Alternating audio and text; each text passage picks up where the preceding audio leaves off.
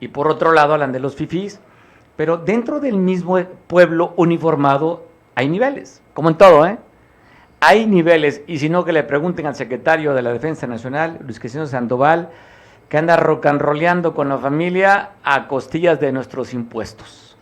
Dio a conocer Mexicanos contra la Corrupción, esta investigación después de las filtraciones de Guacamaya Lakes, y que dio a conocer Latinus, en la que han viajado con la familia, se gastaron pues varios millones de pesos de nuestros impuestos, ¿eh?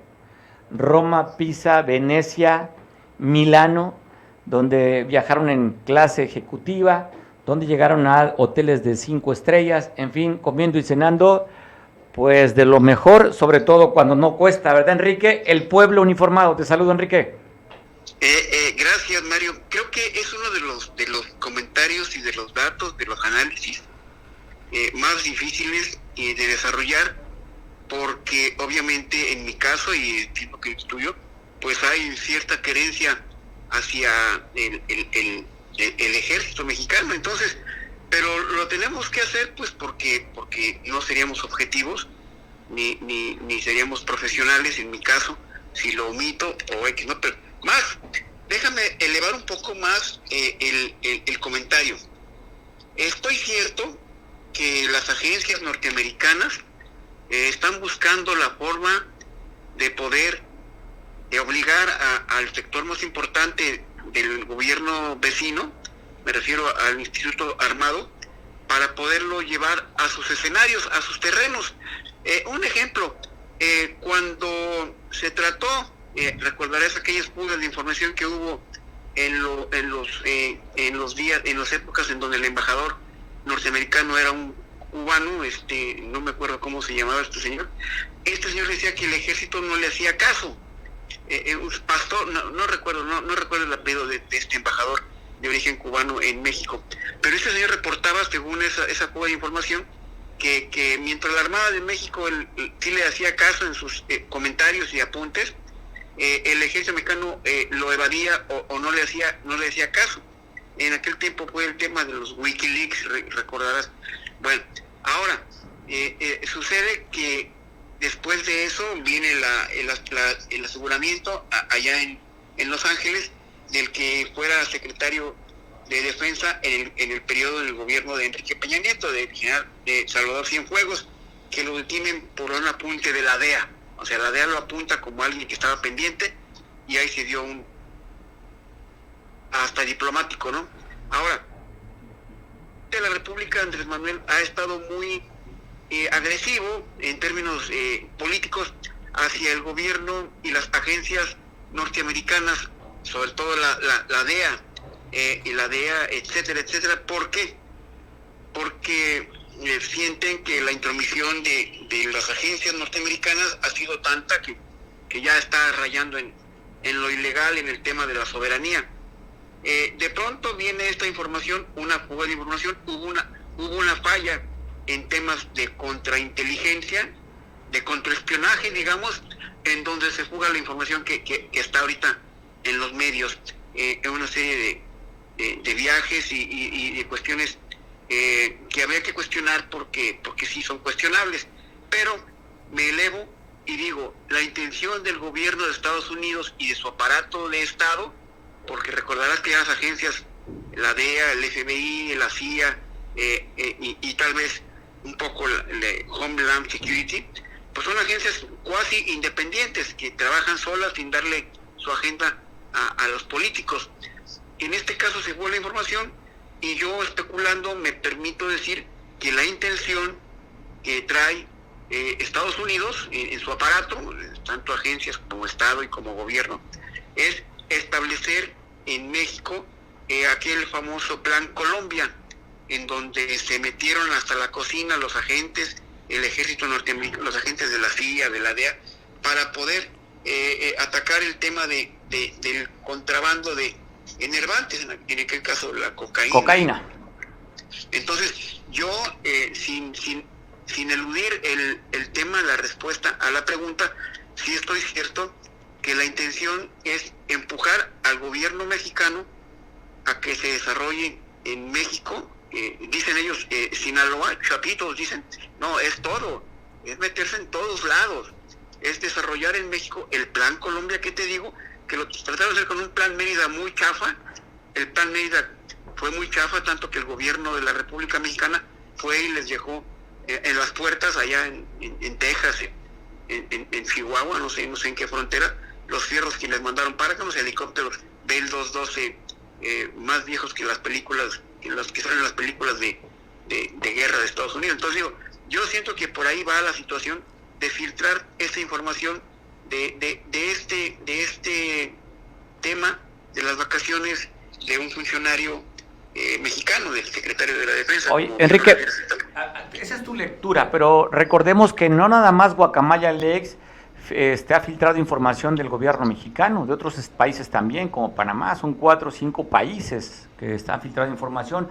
Aquí lo que llama la atención, que esa filtración que tienen, acuérdate lo que decían, que tenían no sé cuántos respaldos en memoria, no recuerdo el dato, pero era cualquier cantidad de información, pero la están soltando cuentagotas, Enrique. O sea, ya se tiene esa información, la están procesando y en su momento están sacando poco a poco información que ya se tenía.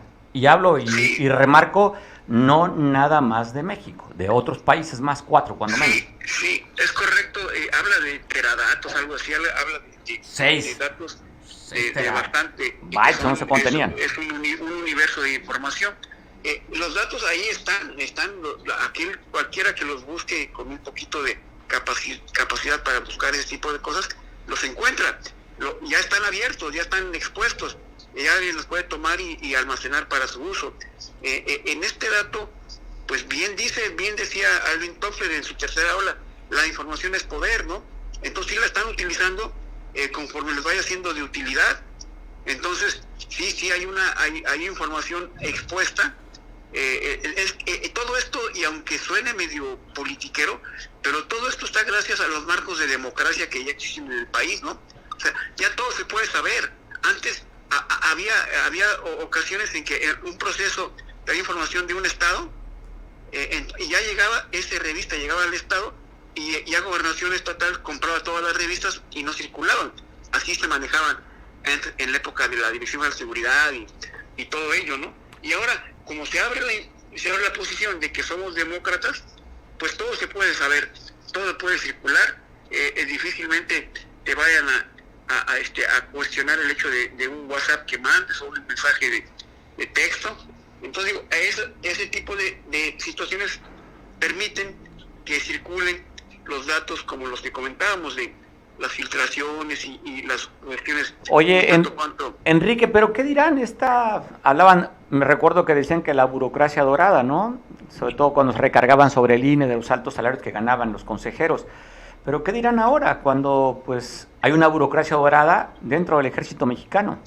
Sí, yo no escuché la posición que tomó el presidente de la República la mañana de hoy, pero ya van varios eventos que el presidente los ha bateado. El día de ayer se esperaba, aunque fueran condolencias por la caída, la muerte que hubo en el fin de semana de varios, incluso familias, niños, y el presidente sencillamente pues lo dejó pasar, ¿no? ¿Te refieres al ataque que recibió una familia en Nuevo Laredo de una camioneta con placas tejanas que mataron a una menor de edad embarazada? Que al parecer fue la Guardia Nacional, al parecer, porque hemos visto, tú lo has mostrado, eventos donde hay grupos de sicarios con uniformes clonados de la Guardia Nacional. Entonces digo, ya la investigación arrojará, porque obviamente los medios están realmente, algo que sí hay que reconocer, es que el gobierno de la República no ha hecho lo que hizo en Venezuela, de comprar, adquirir o cooptar a los medios, ¿no? Entonces digo, también ahí los medios son los que miden y pesan. Pero de alguna manera estrangular y solamente favorecer a sus cuates, en el caso de la jornada, ¿no? Sí, es una forma de desaparecer, si no coopto, los estrangulo, no hay convenios y los desaparezco. Igualmente Reforma, que también es el periódico que es obligado a leer para leer la contraposición. Entonces, hoy un periódico que lo identifican como el FIFI o como la derecha, ¿no? Es periódico que viene del norte, ¿no? Hijo del periódico del norte, justamente, de la familia Junco, ya de Nuevo León. Sí, que son la derecha fuerte, la derecha tipo Hertz, que quieren gobernar desde un periódico, ¿no? Entonces, hay mucho que revisar. Te digo, sí duele que el ejército esté en medio de la lucha política, pues porque uno viene de ahí y uno siente que la gran familia militar pues genera algún punto de opinión, pero también entendemos que la democracia permite este tipo de exposiciones.